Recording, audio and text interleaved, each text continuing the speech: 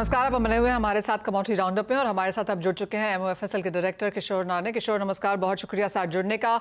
शुरुआत सबसे पहले यहाँ पर एनर्जी के साथ करना चाहेंगे क्योंकि क्रूड ऑयल प्राइसेस में एक अच्छा खासा सपोर्ट है, 9 वीक हाइज हैं। जून का महीना, जून का क्वार्टर पॉजिटिव बंद हुए हैं। अब इस महीने और इस क्वार्टर के लिए क्या एक्सपेक्टेशंस है, बिकॉज जो भी वॉल स्ट्रीट बैंक्स के फोरकास्ट हैं वो बहुत बुलिश हैं।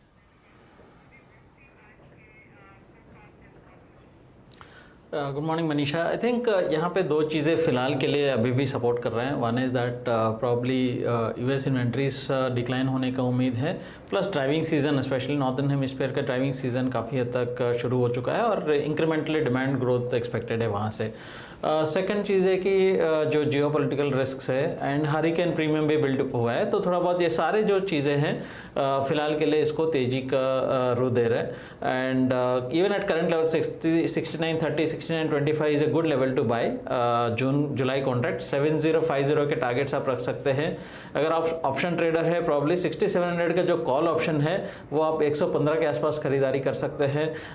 150 160 के आसपास तक आपको अपसाइड में प्रॉफिट टेकिंग कर सकते हैं। साथ ही साथ किशोर यहाँ पर मेटल्स को लेकर अब क्या व्यू है, बिकॉज जून का महीना ऑन द नेगेटिव साइड था, जुलाई की शुरुआत यहाँ पर slightly on the positive side हुई है, लेकिन बाजार इस हफ्ते काफ़ी सारे डेटा का इंतजार कर रहा है। आज पॉवेल की स्पीच है, कल FOMC मीटिंग मिनट्स हैं, फ्राइडे को US non farm payroll data है, डॉलर में हल्की सी गिरावट है जिसका शायद फ़ायदा हमने यहाँ पर मेटल्स में आता हुआ देखा। लेकिन जहाँ तक इंडिविजुअल फंडामेंटल्स की बात है या फिर मैक्रो है, आपका ध्यान किस तरफ है? I think on the precious metal side probably आपको कंसोलिडेशन एक महीने का हो चुका है, दूसरे महीने में एंटर किया है कंसोलिडेशन। हम लोग ये देख रहे हैं 2280 2270 जब भी आता है वहाँ पे बाइंग का डिमांड बनता जा रहा है। सो आई डोंट थिंक यहाँ पे ब्रेक डाउन जब तक नहीं आएगा तब तक इसमें कोई ख़ास सेलिंग अपॉर्चुनिटीज़ नहीं बनेगा। फिलहाल के लिए मैं डिप्स में खरीदारी करने का सलाह दूंगा। Probably around 71,600 levels are buying for short term, but I think एक रेंज बॉन्ड मार्केट ये कंटिन्यू रहेगा। जैसा आपने बताया कि दो चीज़ें अगेन यहाँ पे पॉवेल का स्पीच है, जो मार्केट को उम्मीद है कि कहीं ना कहीं वो इंटरेस्ट रेट कट पे बात करेगा। मेरे हिसाब से अभी भी economy is doing very hot और कट का गुंजाइश अभी कम है, और मे बी अगर वो इंडिकेशन देता है कि प्रॉब्ली कि अभी इंटरेस्ट रेट कट शायद ये साल नहीं होगा या अगले जो सितंबर जो एक्सपेक्टेशन है उसको उसने वो एक्सपेक्टेशन लेवल कम कर देता है, थोड़ा बहुत सेल ऑफ मिल सकता है। बट फिलहाल के लिए एक रेंज बाउंड मार्केट है। Dips towards around 2270 2280 are buying levels, anywhere close to 2350 are selling level. So इस रेंज में रहेगा। साथ ही मेटल्स आप कैसे देखते हैं? हल्की सी तेजी यहाँ पर कॉपर में देखने को मिली है, लोज से ऊपर है, यही हाल काफ़ी हद तक जिंक का है, ऑलमोस्ट 4 वीक्स के हाइज के आसपास कारोबार।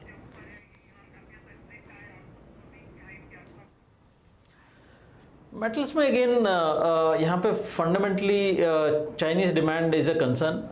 वहाँ पे वीकर डिमांड है, इसके वजह से आपको गिरावट देखने के लिए मिला है। थोड़ा बहुत रेस्ट्रिक्शंस भी है वहाँ पे। डॉलर का स्ट्रेंथ है, बॉन्ड यील्ड्स अगेन 4.45 10 ईयर जिसे काफ़ी अच्छा शार्प रेज हुआ है बॉन्ड यील्ड में। सो डॉलर मजबूत दिख रहे हैं। तो ये सारे फैक्टर्स जो है मेटल्स को थोड़ा बहुत वीकर बना रहे हैं। सो कॉपर भी फिलहाल के लिए वीक है। उनका इन्वेंट्रीज अगर देखें तो अराउंड 70-75% आपका ग्रोथ हुआ है इन्वेंट्रीज में। सो कंजम्पशन साइड स्टोरी इसमें ख़राब है। मेरे हिसाब से यहाँ पे एक जो ऑप्शन मुझे लग रहा है कि जिंक एक जो अच्छा ऑप्शन लग रहा है कि शॉर्ट टर्म के लिए बाइंग के तरीके से देखें तो 267 के आसपास जिंक बाइंग कर सकते हैं। 270 हाफ के आसपास का टारगेट्स के लिए 265 का स्टॉप लॉस मेंटेन कर सकते हैं।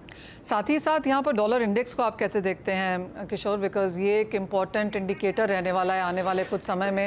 हमने अगर जून के महीने को देखें तो ज़्यादातर Asian currencies, high yielding currencies में गिरावट आते हुए देखी थी। अभी भी even as it's off its highs, लेकिन अभी भी 106 के बहुत करीब। यहाँ पर क्या सेंस बनती है? I think see it depends on कि रेट कट का कितना उम्मीद है। मेरे हिसाब से 106.5 106.6 तक भी मुझे लगता है कि डॉलर मजबूत हो सकता है। सो अभी जो 105.9 के आसपास है मुझे बहुत ज़्यादा डाउनसाइड दिखता नहीं है, डॉलर मजबूत ही रहेगा। एंड ये जो 10 ईयर जी सेक है आई थिंक एटलीस्ट 4.6 तक जा सकता है अगर पॉवेल का स्पीच में इंडिकेशन मिलता है कि अगर सितंबर में रेट कट शायद ना हो जाए, कि अगर उस बेसिस पे आपको 4.5 4.6 तक भी जा सकता है 10 ईयर। ओके किशोर, क्योंकि आप हमारे साथ हैं, एक सेंस लेना चाहेंगे कि इस बजट में आपकी कोई एक्सपेक्टेशंस हैं कमोडिटीज़ को लेके, बिकॉज जो सेंस और जो एक्सपेक्टेशंस यहाँ पर अक्रॉस मार्केट हैं, एक तो ये कि एग्री में डेरिवेटिव्स को रीस्टार्ट किया जाए, दूसरा सीटीटी के बारे में है। वन एट ऑल आपको लगता है ये चीज़ें विल गो थ्रू, और आपकी क्या सेंस है कि ओवरऑल कमोडिटीज़ के सेंस में क्या सुनने को मिल सकता है?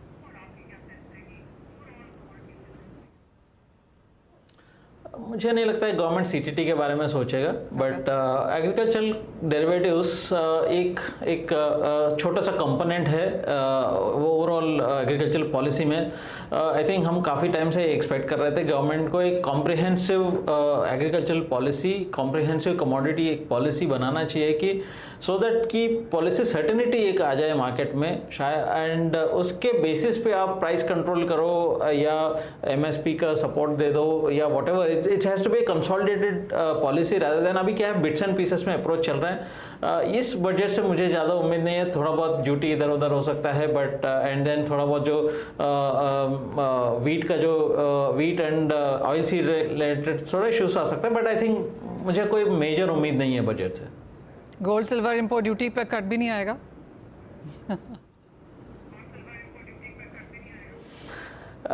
मुझे नहीं लगता है। बहुत लोग जो शायद ये सुन रहे हैं उनको बहुत खुशी नहीं हुई है, because but I do understand कि ये बहुत प्रायोरिटी पे सारी चीज़ें नहीं आती हैं, और जैसे आपने कहा एक comprehensive policy agriculture and commodities पे अगर आ जाती है तो ये काफ़ी सारे इश्यूज शायद वहीं सॉर्ट हो जाएंगे।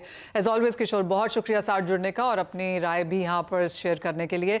इसी के साथ एक ब्रेक का समय है, जब लौटेंगे तो बात करेंगे इक्विटीज़ पे।